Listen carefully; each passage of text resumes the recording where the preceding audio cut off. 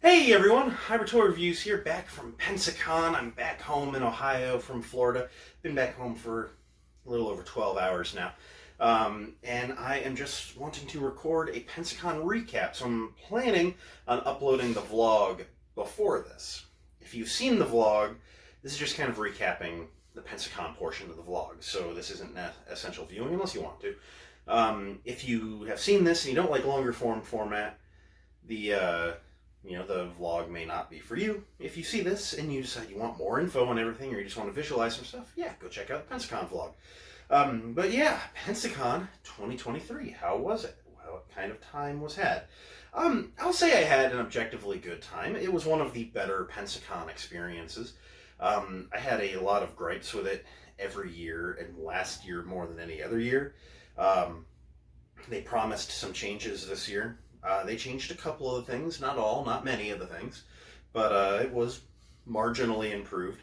I described on Instagram the other day, I posted a story just to recap Pensacon in one word, how was it? And the best word I could really come up with was okay. Which is not great, it's not amazing, but it's not bad. It's good enough to keep going to. So, Pensacon, for me, if they get the right guests going forward, I will be attending further. But let's talk about how everything went down.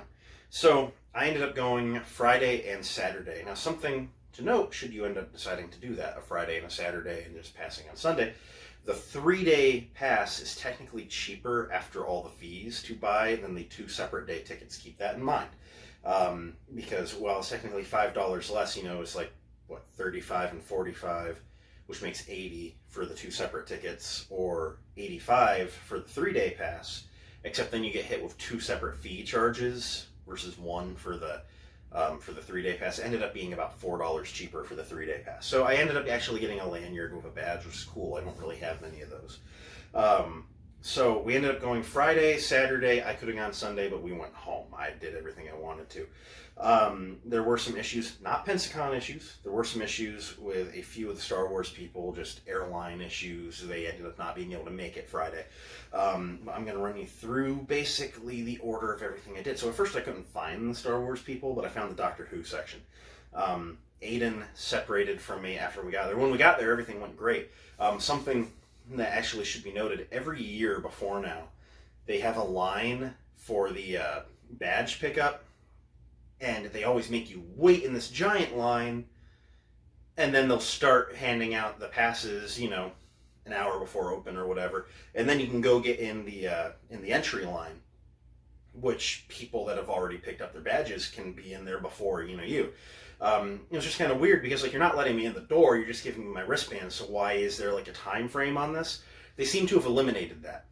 You get there, you just pick it up. You don't have to form a big line and then start picking up when they allow you.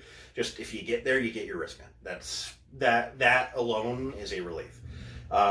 Friday we got there basically at open, a few minutes behind. Doors opened at 1? I think we were there at 1:15. We got our wristbands, we were in the building by 1:30. Great. Found the Doctor Who section, and just to show off some autographs, my very first autograph for Pensacon was from Sylvester McCoy, and we're going to do something really cool with this. But just to show off, this is an 8th Doctor sonic screwdriver, because in the TV movie, he had the sonic screwdriver first. But I made a custom paper insert that makes it look like it was his. I photoshopped, his years and everything on it. I'm really keen on how that turned out. He was really nice. I liked meeting Sylvester McCoy. Very friendly guy. And he was like, I signed a few of these 8th Doctor Sonics because that was mine. And I was like, and I went a step above and I made that. And he's like, oh, that's really good. He didn't notice it at first. So I'm really happy with how this turned out. And we're going to do something cool, something a few years in the making here. So I have this shadow box. And this shadow box perfectly will hold 4 of these Heritage line sonic screwdrivers. And inside, now, I'll bring it up, I have the 5th, 6th, 8th, and 9th Doctor. 9, I put in here because I didn't know when I would get to meet McCoy. We're going to take 9 out. It'll end up in my other autograph cabinet over that way. And this box will end up being 5, 6, 7, and 8 in that order. I'm big excited for that. That was kind of like the dream with this. So I bought this shadow box just because I wanted a shadow box to put some signed Sonics in. I didn't have measurements. I knew it would be tall enough. I didn't care about width when I bought it. And it just coincidentally turned out that this shadow box will perfectly hold 4 of these Sonics with no wiggle room side to side. It's as if it was made for this. So we are going to get these set up. They are all wanting to tip out of here, but here's my Eccleston Sonic out of the case. I know you're not really able to see what I'm doing, but just trust me, you'll see the result. Trust the process. 8 moved over, 7 between 6 and 8. Let's get everything scooted back into place here. But trust the process, guys. You guys get to be the first people after me to see how this display works out. A display that, as mentioned, is about 5 years in the making. Because this is my 5th time going to Pensacon, and I got 5 and 6 on the first year. So, oh man, that is a display. 5, 6, 7, and 8 in row, in their box. This is just awesome. So, anyway, I'm glad you guys got to experience that with me. I'm going to set the shadow box off to the side here. I'm going to set this 9th Doctor Sonic screwdriver off in the cabinet over here, which will be rearranged later. So, from there, from meeting McCoy, who was amazing and really friendly, I went right next to him where Sophie Aldred is, who played his companion Ace. And she was my first signature in my River Song TARDIS Diary replica. So, what I elected to do, there's like a really heavy paper page here, like an insert. I ended up leaving the first page blank, because I'm going to save that for Alex Kingston someday. She was the second page. Sophie Aldred, second page. She made it out to me. Really nice lady. We talked about Power of the Doctor a lot, because that is one of my favorite Doctor Who episodes in many years. And she got to come back for it, which was awesome. From there, where did I go? We went walking around. I finally found where the Star Wars actors were.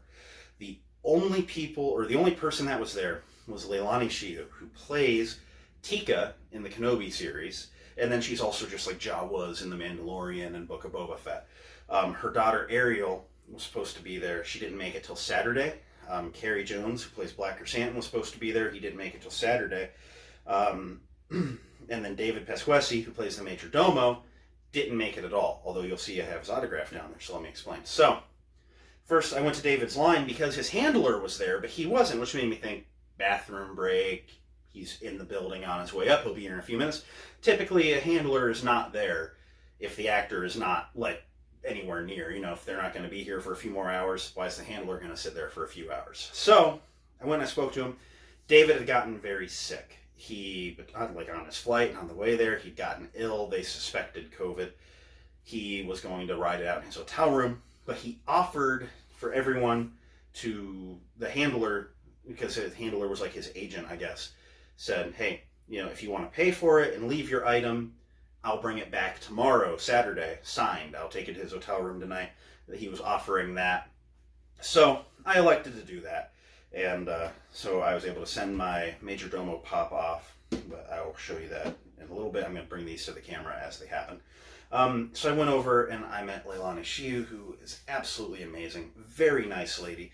As you see, I have 2 different Jawa figures here. So I brought the one I was getting signed by her, which is the first edition white box off-world Jawa.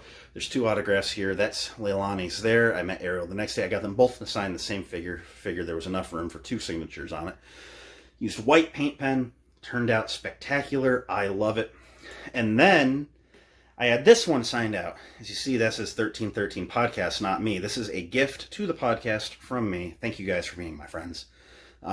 She made it out to 1313 Podcast. Cleaning costs extra. Her name, and then Tika. Very nice lady. She wanted to talk about what I do on YouTube. She wanted to talk about their, podcast. And there might be talks for more later down the road, because she was very friendly and she very much likes interacting with the fan side. I easily talked to her for like 10 minutes. I mean, just a very, very friendly lady. From there, Aiden and I got back together, made our way down to the vendor floor, and for the first time in several years, I actually bought something from the vendor floor. A Toy NK. They're a website. They sell a lot of toys, a lot of out there stuff. They do like some Star Wars, but they have a lot of Doctor Who things. They're generally at a pretty steep markup on the Doctor Who stuff, so I like to window shop their site and go, that's too much, and then just end up never buying the thing. But they had a ton of these personalized your sonic screwdriver sets, something that I personally have been looking at for a long, long time. They've been floating for about $50 online. It's like a 10-year-old product now, so you can't just go to the store and buy it. They had a ton of these, and they were for $35. So expect a review soon. I've technically opened it and put it back in the box because I absolutely had to play with this while in Florida. Super keen on that. From there, I got in the photo op lines. They had a brilliant thing going on this year. Peter Davison brought his screen-used Power of the Doctor, 5th Doctor costume. And he was wearing it for his photo ops, which was great. I mean, whenever you get to meet a Doctor, it's a great opportunity, but I've never had an opportunity to get a picture with a Doctor in not even a replica of their outfit, let alone the real deal. I don't know. I'm sure in all these years it has to have happened somewhere, but I've never had the opportunity personally. So even though I've met him before, I got another picture with Peter Davison in his outfit, and I'll actually just... There you go, you just had the image snapped in there. And then directly after, like immediately, the very next picture they took was the Sylvester McCoy single photos. So I got a picture of him there. So that is where Friday went. And then on the way out, Aiden mentioned to me, because he has a copy of the Doctor Who TV movie on Blu-ray. He had Paul McGann sign a few years back. This year, he actually got Daphne Ashbrook, Sylvester McCoy, and Eric Roberts to all sign it. He basically has the entire cast, like 4 of the 5 main cast members, signed on it, which is really cool. But he mentioned when he met Eric Roberts that he had special pricing. His pricing for a table photo was $40 if you got like a picture off of his table. But if you just went up to him and you had a thing, like a Doctor Who autograph book, it was $10. So, and then he was charging $10 for selfies. So I spent $20, I got a selfie with him, and he signed my autograph book as well. So, Ace and the Master in one go. That's a really great start to a Doctor Who autograph book. From there, we rolled out, got out of Pensacon, went to our hotel, got some dinner at Goat Lips, ended up getting a Goat Lips sticker for the clipboard too. Goat Lips Chew and Brew House in Pensacola, our favorite restaurant in Pensacola. We go every year. Came back the next day. The Star Wars actors didn't even roll in until like 11, but the doors opened at 10. I went and found somewhere to sit until about 11:15. Aiden went right to Christopher Eccleston's line, and actually they did something really nice there. They had him in an area that had nowhere to have a line at. So what they did is they sectioned off a group of the chairs out in the vendor hall, and they said, everyone line up. All right, now the first group, get in this row, then in this row, then in this row. So you are still in a line, but you have chairs. And they were like, we're going to come get you row by row when we're ready. So instead of having a big crowd of people waiting, near where Eccleston was, they had you in the next room and they just brought you in 10 at a time. That was amazingly well handled. And so he met Eccleston right at the same time I was done getting my last autograph. So my first autograph for Saturday was Ariel Chew. As I mentioned, she was my second autograph here, who was just as nice as Leilani, and good conversation and fun to talk to. And I was the first person in her line, and we talked again probably very near 5-10 minutes. And by the time I left, I was still the only person in her line. So I hope she got some people throughout the day. Carrie Jones, did I say Casey Jones? I just Ninja Turtled that, didn't I? All right, Carrie Jones wasn't there when I met Ariel, but between me talking to her and getting out, finishing talking to her, he had shown up. So I got my chrysanthemum pop, and his handler is the same as David Pesquesi's handler. So he also had my autographed pop on hand. So there's my Carrie Jones chrysanthemum pop. I end up with the flocked Comic-Con pop. I'm really happy on that. And then there's my David Pesquesi Major Domo. So I'm going to try and get in touch with David because technically that's my first autograph I've ever gotten where I've not met the person. I don't do mail-in autographs. I don't buy, the GalaxyCon, mail-aways or anything. I don't send people on my behalf of things. Meeting the person is half of the fun, so I'm not as keen on the Major Domo autograph. I'm glad to have it, but I am going to try and reach out and see about the possibility maybe of like a Skype form interview. I will report back, most likely on Instagram and maybe like a YouTube short here if anything happens there. Not sure. It's up in the air. Saturday, I did really only have one gripe for Pensacon, and that was the way the entrance line worked. So, again, there was no line for your pass pickup, same as Friday, but they have you get in these big lines outside of a security place where you go through this tent where they metal detect you and check your bag. That's fine. I understand that. Then from there, even though you're in line to get through there, then you mob into this courtyard, which is where they have the food trucks and the local TV stations set up, their free t-shirt stands and whatever. And then from there, you mob over to the door and then file in. So there's really no sense in you lining up for the security place. But beyond that, even if you got through security before 10 o'clock opening, you're not getting in the building. And so we're out there for an hour, and it's just hot and muggy, and just sweat is rolling off me, and everyone else looks miserable. And they actually had a girl. They have an ambulance on hand, and they had to bring over a stretcher for this girl because we weren't near enough to see exactly what happened. Our guess is heat stroke or heat sickness or something. But before you even get in the door, just, conditions were not ideal for human occupation. And if you're going to make us wait over there, and the fun thing is the parking lot, because you're so next to the highway, there's actually an overpass that goes over near that part of the parking lot. If they'd have had us line up 100 feet back from where we were, we would have been in shade, which would have made a decent amount of difference. If you're going to have us stand there, you got to rent some of those big canopy tents, the big wedding, 100-foot long tents, whatever. Just so, because just the sun beating off of you was the worst. And, or if you're not going to do that, let us through security whenever and keep the building door locked until 10. Because at least then there's places in the courtyard where, you could find a little shade, or you could buy a bottle of water, so that you're not dying, because they won't let you bring outside water in either. I've heard two conflicting reports on that.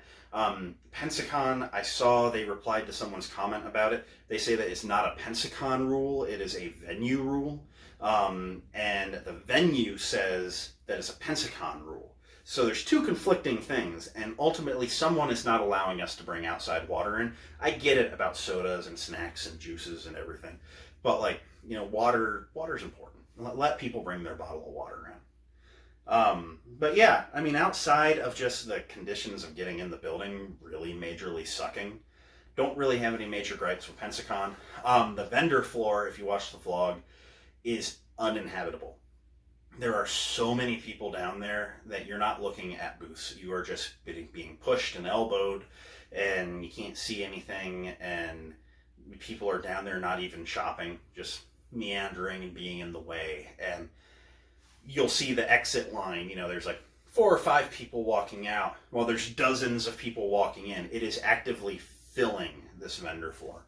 And if you go to Pensacon, don't go for the vendor floor. Not worth it. But although I finally, for the first time in many years, we've been going to Pensacon for 5 years. I don't think I've ever really bought anything. I think last year I bought like a replica Harry Potter Time Turner because it was like $3. And I think really that was more or less my first vendor floor pickup. You know what? That was also a lie, because last year I also bought a Michael Myers pop because I completely forgot mine and they had Nick Castle there. But I've never gone down there and done a ton of shopping, is my point here. This is the first time I've really bought something really, really of high value, you know. So, you know, Pensacon, it's okay. It's all right. All right was the other word on Instagram I used. All right or okay are interchangeable in describing Pensacon. I'll go back. I have no loyalty to Pensacon, but if the guests are correct, and if I can get an affordable flight, I'll see y'all at Pensacon 2024. So far, they've announced a few people. No one I'm major excited for, except for one, Alessandro Giuliani, who they've titled him as a Death Note voice actor, and that's probably the most appropriate thing to label him as. But for me, he is the voice of Toa Vakama in the Bionicle 2 and 3 movies, which was like my childhood. I was a Bionicle kid. So he's someone I've been waiting to meet for a while at a con, and he's just never been to one near me. So hopefully we're going to meet Alessandro Giuliani next year. He's not worth it to me to travel just for him. I definitely need like 2 other people, you know, to make the autographs worth it. And technically, with having met Sylvester McCoy, I've met every living Doctor besides Tom Baker. So, you know, I mean, you're going to have to do something other than Doctor Who to get me back. So let's get some really good Star Wars guests next year, Pensacon. But yeah, all in all, I had a good time. It was a good trip. So thank you guys for watching my Pensacon recap. And if you want to check out the vlog, check out the vlog. And I will catch you guys in a future video. I definitely have a good amount of content to make. So I'll catch you next time. Bye!